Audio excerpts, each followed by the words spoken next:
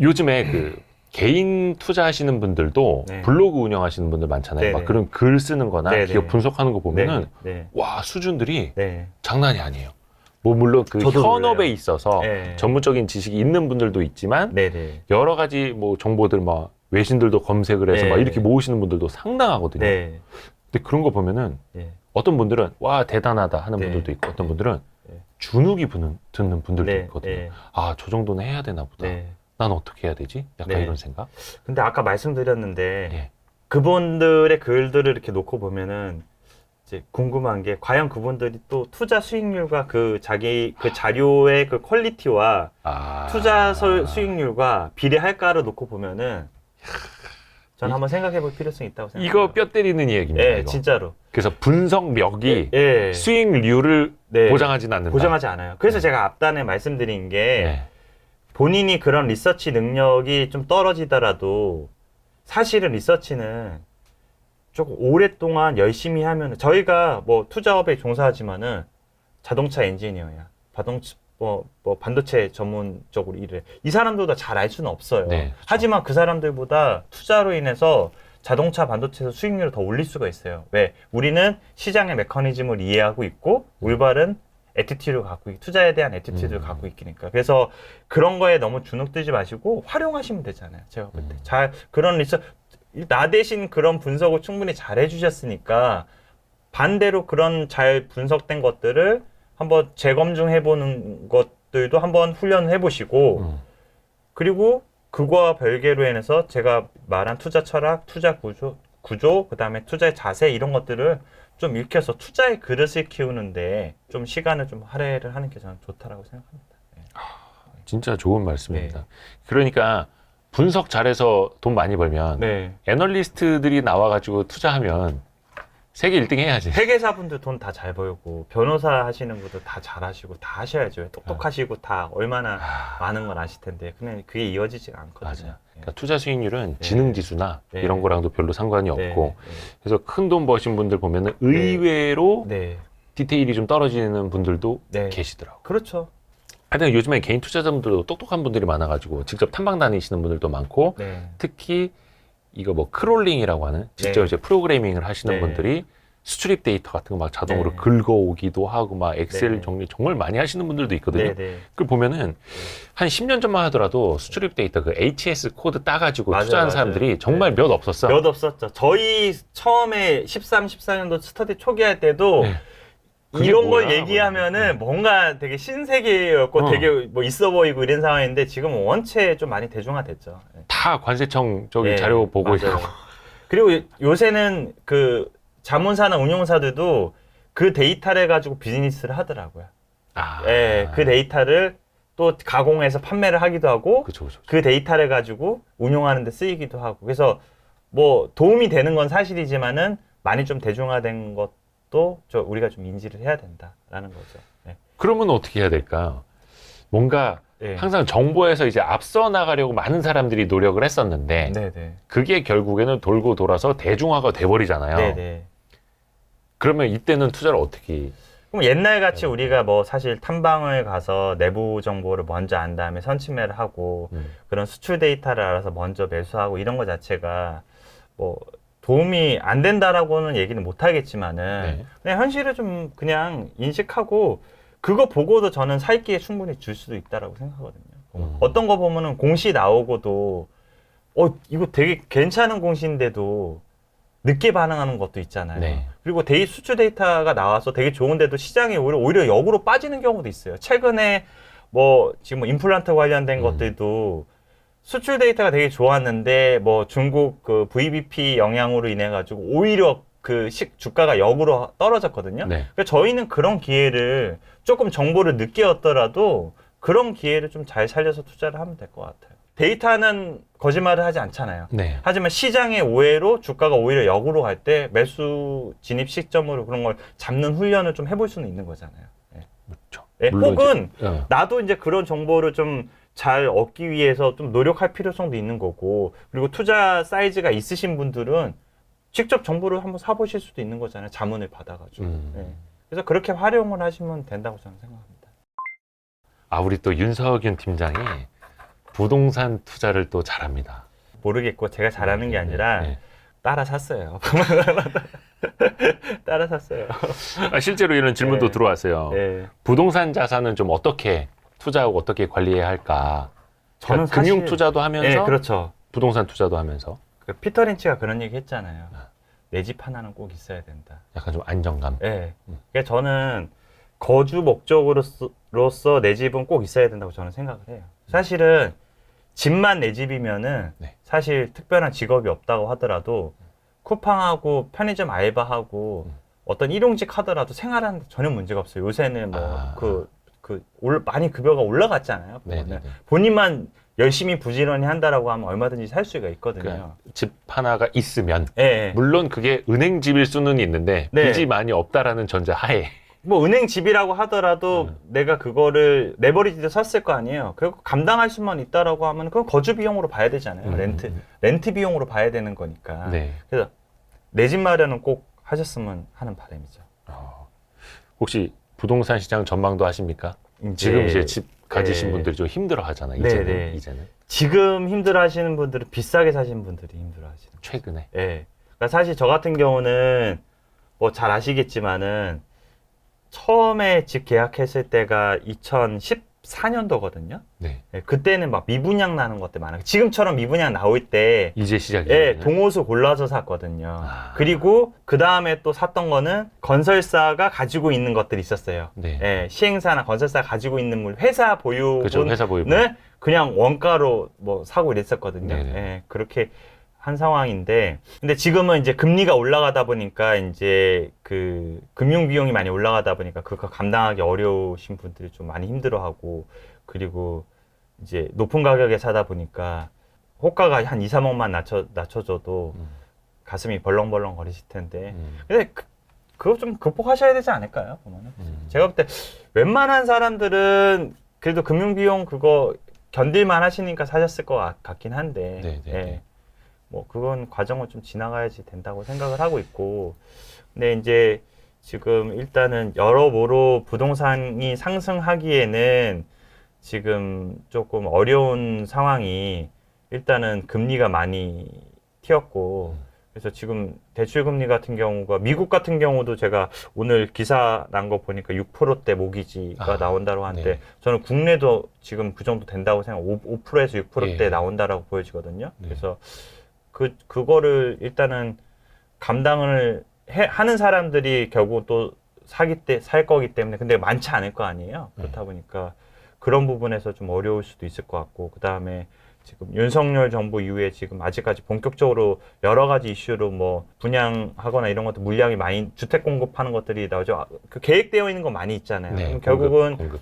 공급이 많이 늘어나게 되면은 또 거기에 대해서 뭐 가격 저항이 좀 있을 수도 있기 때문에 이제 그동안 또 많이 올랐잖아요. 그래서 조금 충분히 조정을 받거나, 그러니까 가격 조정, 기간 조정 받는 시간은 좀 충분히 좀 있을 수도 있다라고 생각합니다. 그때까지 이제 주식으로 많이 벌어서 네네. 부동산 가격이 싸졌을 때 네. 다시 부동산을 많이 좀 사야 길게 되는데. 보면은 건설 건자재 주식을 사서 아, 그 돈으로 수익 낸 거를 나중에 집을 살 때 쓰셔도 도움이 되지 않을까. 공급이 늘어날 테니까. 예, 공급이 늘어나서 가격이 조금 합리적인 수준으로 어느 정도 조정받으면은, 예, 그때 이건 전체적인 얘기인 것 같고, 케이스 바이 케이스로는 지금은 신규 주택 들어가는 것들은 사실은 가격이 원체 올라와 있으니까 부담스러울 수는 있을 것 같고, 네.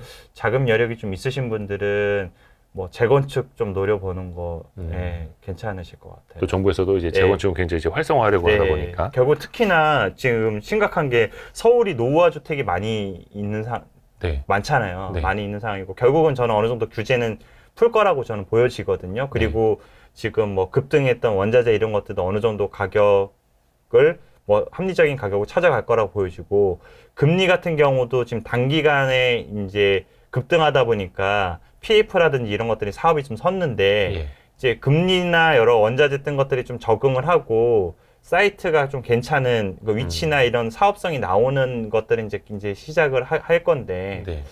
그렇게 그런 관점에서 놓고 본다라고 보면은 실거주 목적으로 좀 케이스 바이 케이스로 조금 조정받는 재건축 같은 거, 30년 전후된 것들, 뭐 이런 것들은 한번 뭐 노려보셔도 나쁘지 않을 것 같습니다.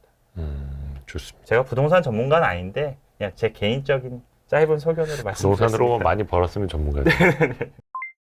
요즘에 그러면 큰손 투자자들은 좀 어떻게 하고 있는지도 좀 이야기해 주세요. 사실 투자를 공격적으로 하진 않고 지금 아마 절세 채권이나 예. 그다음에 그 뭐 발행어음이나 단기 사채 이쪽으로 많이 가셨어요. 단기 자금 쪽으로. 대부분의 자금들이 이동을 했어요. 지켜보는 약간 거죠. 안전지대로 살짝 빠져 네, 있는 건가요? 빠져 있는 거죠. 예. 어... 근데 여기서 진짜 우리가 저기 하는 게 예. 이분들은 되게 그 VVIP들이라고 하시는 되게 많은 자산을 가지신 분들은 항상 얘기하지만은 공격적인 플레이를 안 하세요. 아, 그죠. 원체 크니까 지키는 게 우선이니까. 지키는 게 우선이에요. 지키면서 절세하고 지키는 전략으로 가는데 이게 오랫동안 하시니까 이 수익이 실수를 크게 안 하시잖아요. 이런 분들이. 네, 네. 그러니까 계속 수익이 나시는 거예요. 네. 그래서 그러면, 우리가 일반 투자자들도 반드시 아셔야 되는 게 저 사람들은 돈 많으니까 막 이렇게만 하지 마시고 그 사람들의 어떤 그런 것들을 조금 따라갈 수 있는 부분은 따라가는 게 되게 중요한 것 같아요. 그러면 VVIP는 그 정도라 치고 네네. VIP 정도도 이제 건너뛰고 네네. 아니면 그냥 퍼스니면 어렵다. 근데 어쨌든 지금 주식시장으로도 신규 자금 유입이 안 되고 있어요. 그렇죠. 네. 지금 고객 예탁금도 거의 한 51조 원대로 네. 확 줄었더라고요. 네, 신규로 유입이 안 되고 있어요. 근데 아주 장기적으로 보면은 그래서 저는 권장드리는 게 분할 매수도 매수하는 속도를 조금 길게 가져가시면은 괜찮을 것 같아요. 왜 그러냐면은 사실 지금도 찾아보면은 뭐 성장이 그렇게 막 드라마틱하게 나오진 않지만은 네. 퍼가 1, 2, 3대이면서 PBR이 0.56대인 기업들이 꽤 있고 거기에 배당까지 있는 기업들이 꽤 있거든요. 분명 그건 아마 사이클 산업일 거예요. 네, 그 맞아요. 정도면. 네, 그래서 사실은 지금은 사실 지금 시기는 돈을 버는 플레이를 한다라고 하면 본인이 힘들 수가 있어요. 지금은 지키거나 내년이나 장이 좋아졌을 때 수확하려고 하는 포지션 구축을 가지고 조금 롱텀한 마인드로 가져가는 게 중요할 것 같아요. 당장 이거를 뭐 올해 안에 내년 초에 이렇게 돈을 벌려고 마음 먹으면은 무리하게 되고 심적으로 또 시장이 그렇게 받쳐주는 시장이 아니잖아요. 물론 아주 일부 종목과 일부 테마들이 그 시세가 많이 나오긴 했지만은 뭐 그거는 또 우리들이 그렇게 다 쫓아갈 수 있는 상황은 아니니까. 그러면 지금 우리가 할 수 있는 것들이 뭐냐라고 봤을 때 돈을 빨리 벌고 싶은 이런 마음들도 조금은 좀 내려놓으면서 이제 미리 장이 좋아졌을 때 다시 안정이 되고 또 좋아졌을 때 좀 충분히 수익이 날 수 있게끔 예를 들어서 분할 매수를 뭐 한 달 동안에 할 거 있으면 지금은 3개월, 6개월을 잡고 하시는 게 뭔가 이게 적립식이 되는 실적으로 거겠죠. 왜 그러냐면은 싸져 있는 자산들이 있으니까 기업들이 있으니까 사실은 이게 주식시장이니까 그렇지 퍼 1, 2대가 나온다는 게 쉬운 건 아니잖아요. 그렇죠. 오늘 솔직히 일반 투자자들이 저는 뭐 어렵게 할 필요 없이 PER이나 PBR 개념만 잘 알고 계셔도 네. 저는 장기적으로 투자하는 거 나쁘지 않다라고 생각하거든요. 일부 전문 투자자신 분들이 그런 얘기예요. 야 맨날 싼 거 사봐라 그 맨날 오르냐 얘기하는데 저는 그런 거 몇 년째 하고 있잖아요. 네. 나쁘지 않아요. 몰라요. 그러니까 예를 들어서 한 네. 3년 정도 사이클이 있는 산업에 네. 마음 먹고 한 1년 동안 내가 분할 매수를 한다. 네. 다 분할 매수 하고 나서 네. 좀만 기다리면 이제 사이클이 또. 네, 와요. 그거 와요. 진짜로. 네. 그래서 그게 시간을 버는 투자고 초보 투자자들이나 소액 하시는 분들이 욕심 내려면서 시장을 충분히 경험하면서 하기 좋은 게 그런 투자인 것 같아요. 또 그 사이에 또 여러 투자를 하는 그 방법들도 익히시고 경험도 익히시다 보면은 조금 더 세련돼질 거 아니에요? 그런 것도 계속 키워나가는 거죠. 어떻게 첫 술에 배부르겠습니까? 아까도 제가 말씀드렸지만 저희 계좌도 제가 뭐 연평균 수익률이 20%대 뭐 좋을 땐 30%대라고 말씀드렸지만은 그 전에 한 3년 정도가 10% 초반대였다니까요. 그걸 참았다는 거예요. 그때 좋았던 사람들도 많았을 거예요. 뭐 30%다, 50%다, 100%다 이런. 근데 그걸 참았잖아요. 내가 잘하는 데서 내가 확실한 수익을 노리려고 했던 거지. 내가 모르는데 뭔가 이렇게 말랑말랑한 걸 하려고 하진 않았다는 거죠. 그리고 이제 많은 분들이 또 하고 있는 생각 중에 하나가 가치 투자자들은 별로 손절을 안 할 것이다. 라는 생각들을 좀 하거든요. 그 다른 분들은 어떠신지 모르겠는데 네. 저는 잘 못해요. 안 하는 게 아니라 손절을 잘 못해요. 버텨요? 네, 버텨요. 어지간하면 버팁니다. 제가 주력으로 가지고 있었던 종목이 저도 마이너스 한 50%까지 났었어요. 근데 그거 안 팔고 있었으니까. 네. 근데 그게 수익 잘 나올 때는 한 130%까지도 났었으니까. 그러니까 주력이 그러니까 종목이에요. 가장 네. 비중이 큰데. 네, 비중이 많았던 주력 종목 중에 하나인데 와. 그게 코로나 때 마이너스 50% 정도 갔었거든요. 아, 뭐 코로나 때는 거의 다 그랬죠. 네, 그때. 마이너스 50 몇 프로까지 갔었는데 예. 근데 버텨요. 대신 이제 약간 이런 거는 있었어요. 그러니까 현금이 없어. 네. 근데 확실하게 좀 좋아 보이는 기업이 생겼어. 네. 그럴 때는 상황 봐서 매력도가 떨어지는 기업을 우리가 뭐 리밸런싱이라는 거 하잖아요. 네, 종목 네, 교체한다고 네. 하잖아요. 그런 경우는 좀 있긴 있는데 그게 많지는 않아요. 웬만하면은 처음에 손절할 만한 회사를 될 수 있으면 조금 안 고르는 편이에요. 네. 애초에 네. 비싼 네. 걸 안 사니까. 설사 2, 3년 기다리더라도 아. 결국은 그거 본전 이상 오거든요. 싸게 사는 거. 네, 싸게. 그래서 아주 그냥 징그럽게 싼 걸 좋아하고 그래서 싸게 사야 되는 제 거고. 손님들이 그런 얘기를 해요. 예. 아, 계좌에 왜 이렇게 마이너스만 있냐고. 그러면 제가 그동안 이익 실현했던 거를 쭉 뽑아 드리거든요. 그런 거 놓고 보면은 아. 손절한 종목이 거의 없어요. 다 이익 내고 판 거지. 그리고 그 저한테 오신 시점 대비해서 어느 정도 자산이 늘어있는 거를 보여드려요. 근데 고객들은 지금 당장 잔고만 보고 마이너스 난 거만 보는 거예요. 그래서 저랑 되게 오랫동안 하셨던 그 좀 어르신이 계신데 네. 그분이 그런 말씀 자주 하시는데 그럴 때마다 제가 보여드려요. 보면은. 손절은 잘 안 하는 편인데 아예 안 하는 건 아니고 정말 매력적인 종목이 생기면은 뭐 갈 수도 있죠. 그런 거에 대해서는 뭐 이렇게 크게 뭐 나쁘다고 생각은 안 하는데 대체적으로 손절을 많이 안 한다는 표현보다는 잘 못한다는 표현이 좀 맞을 것 같아요. 그렇기 때문에 손절을 잘 못하기 때문에 손절을 안 하더라도 버틸 수 있는 종목들 위주로 포트를 맞습니다. 구성하려고 노력을 하는 거죠. 끝내기 전에 네. 지금 이제 2022년 9월 중순 네. 즈음부터 길게 본다면 음. 어느 쪽으로 투자를 하면 좋을지도 이제 PB로서 이야기를 좀 해주세요. 우리 처음에 시장 전망이나 네. 종목은 안 하기로 했으니까 잘 모르겠습니다. 그거는. 근데 이제 아까 지금 제가 하고 있는 작업은 예. 정말 징그럽게 팔 사람 다 팔고 나간 종목들이 좀 보여요. 빈집. 예, 정말 빈집. 야, 이거 전문용어로 빈집털이라고 하는 거. 빈집털이. 그래서 특정한 섹터가 아니기 때문에 그런 기업들은 좀 유심히 보고 있는 기업들이 좀 있습니다. 그러니까 개별 기업도 보이기 때문에. 그야말로 완전 소외당하고 네. 있지만 네네. 턴어라운드가 네. 기대가 되는. 네. 뭐 여기서 하반 경직은 확실하면서 뭐 업사이드가 어느 정도 있을지 모르겠지만 그래도 수익을 낼 수 있는 그래도 연평균 15에서 20% 내는데 그래도 도움을 줄 수 있는 기업군들을 조금 추려서 계속 좀 보고 있죠. 하반 경직성도 네. 들어갔는데 내가 네. 1, 20%또 물리고 시작할 수도 근데 있는 중요한 게 네. 괜히 어설픈 밸류에이션과 어설픈 위치에 있는 것들을 들어가게 되면 시장이 불안정하기 때문에 네. 만약에 여기서 더 어려워지게 되면은 견디기가 어려워요. 중요한 거는 내가 이 종목과 이 포트를 유지하면서 끌고 가야 되는데 그래서 지금은 많이 벌기보다는 오히려 더 지금일수록 지키는 전략으로 저는 가야 된다고 생각하는 게 여러 가지 대외적으로 지금 글로벌 상황도 그렇고 국내 상황도 그렇고 불확실하고 지금 사실은 또 시장을 되게 비관론적으로 보시는 분들도 많고 그런데 그렇다고 해서 시장 비관론자들이 지금 많다고 하고 매크로 보시는 분들이 안 좋게 본다고 해서 우리가 투자를 접을 수 있는 건 아니잖아요. 네, 네. 그렇기 때문에 사실은 우리가 할 수 있는 게 뭐냐를 놓고 봤을 때는 우리가 뭐 IMF가 다시 오고 서브프라임이 오더라도 내가 안 팔고 버틸 수 있는 종목들 위주로 가져가려고 노력하는 게 되게 중요한 것 같아요. 또 한 번 큰 네. 충격이 오더라도 네, 네. 내가 안 팔고 함께 네. 갈 수 있는 기업. 네, 그게 오히려 저는 더 중요하다. 왜?